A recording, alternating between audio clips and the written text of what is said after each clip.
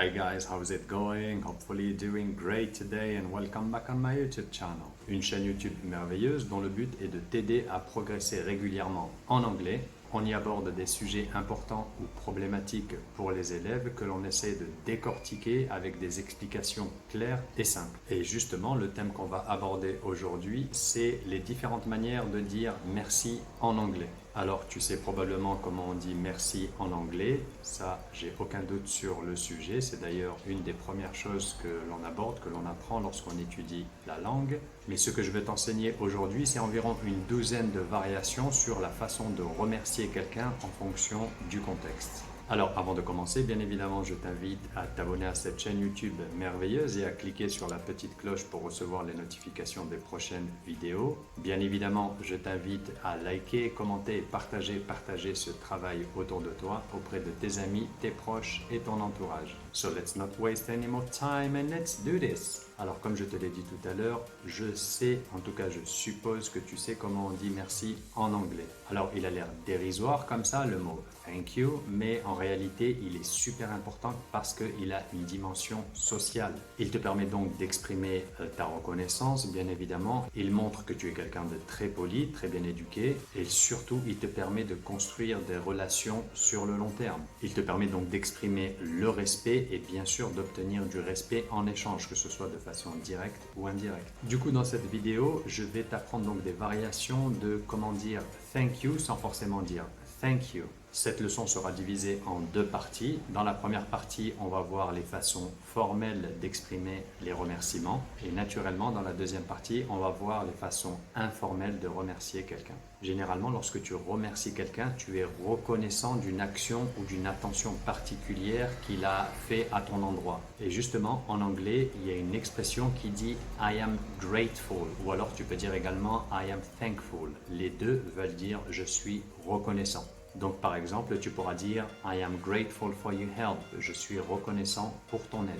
Tu peux également utiliser l'expression I really appreciate. J'apprécie vraiment. Donc si on reprend l'exemple précédent, tu pourras dire I really appreciate your help. J'apprécie vraiment ton aide. Ou alors tu peux dire I really appreciate what you did for me.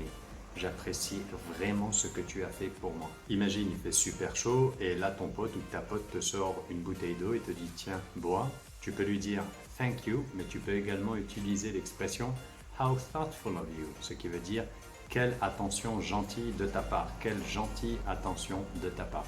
Elle est pas mal cette expression. Comme les Français, les Anglais aiment bien manier le verbe et parfois, pour dire simplement merci, ils vont exprimer quasiment une poésie et ils peuvent utiliser l'expression suivante Words cannot express how grateful I am. On utilise un petit peu cette expression en français qui dit les mots ne peuvent exprimer à quel point je te suis reconnaissant. Je suis reconnaissant envers toi. Encore une fois, à la place de cette poésie, tu aurais très bien pu dire thank you ou alors thanks. Lorsque tu écris une lettre ou un email, tu peux conclure donc ton écrit en utilisant l'expression many thanks.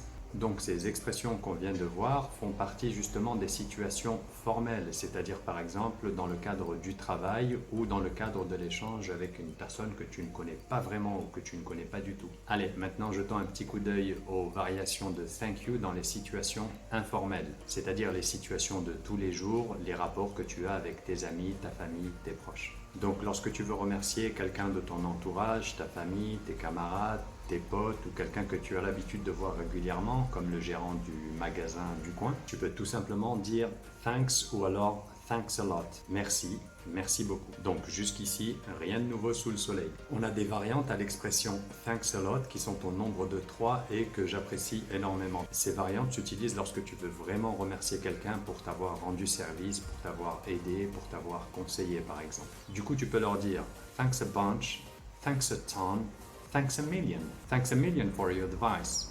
Merci pour tes conseils. Dans la même veine, lorsque tu veux remercier beaucoup quelqu'un pour avoir fait quelque chose, pour t'avoir rendu service, tu peux utiliser l'expression thank you so much. Merci beaucoup.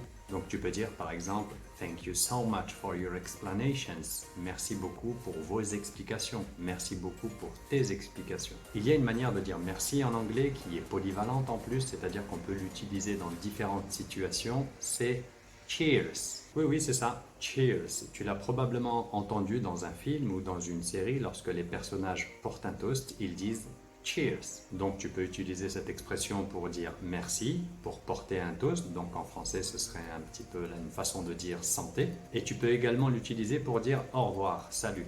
Donc lorsque tu prends congé de quelqu'un, tu peux dire Cheers.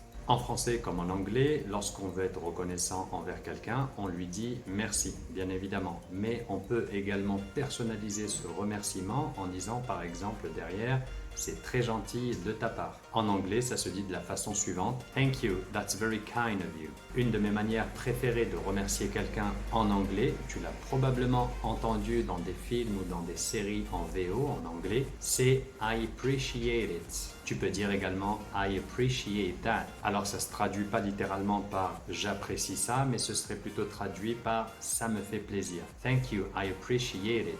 Thank you, I appreciate that. Imagine, tu as quelqu'un qui fait une action pour toi, qui te rend un petit service ou qui porte une attention assez banale à ton égard. De l'extérieur, ça a l'air anodin, mais pour toi, ça compte beaucoup. Tu peux, à ce moment-là, lui dire littéralement merci, ça compte beaucoup pour moi. Merci, ça représente beaucoup pour moi. Et en anglais, on dit thank you, it means a lot to me. Thanks, it means a lot to me. Tu connais probablement l'expression en français « il ne fallait pas ». C'est tout simplement un dérivé de « merci ». Par exemple, un ami proche qui te prépare une fête d'anniversaire à laquelle tu ne t'attendais pas et au dernier moment, en rentrant chez toi, tu te rends compte, tu t'aperçois qu'on a préparé une fête d'anniversaire pour toi. Oh non, mais tu n'aurais pas dû. You shouldn't have. Parfois, certaines actions ou attentions à ton égard te laissent sans voix, elles te laissent bouche bée.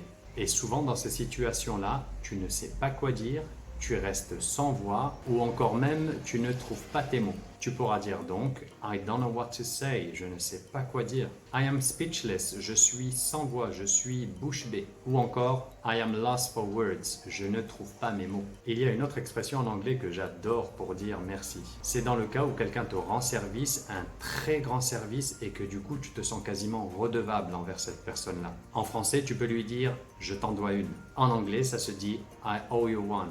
Donc tu peux lui dire Thanks, I owe you one. La dernière expression que j'aimerais te mettre à disposition pour éviter de dire à chaque fois thank you, thanks, thank you, thanks, c'est dans le cas où quelqu'un te fait un compliment ou alors te rend un grand service, là aussi. Cette expression, c'est you made my day.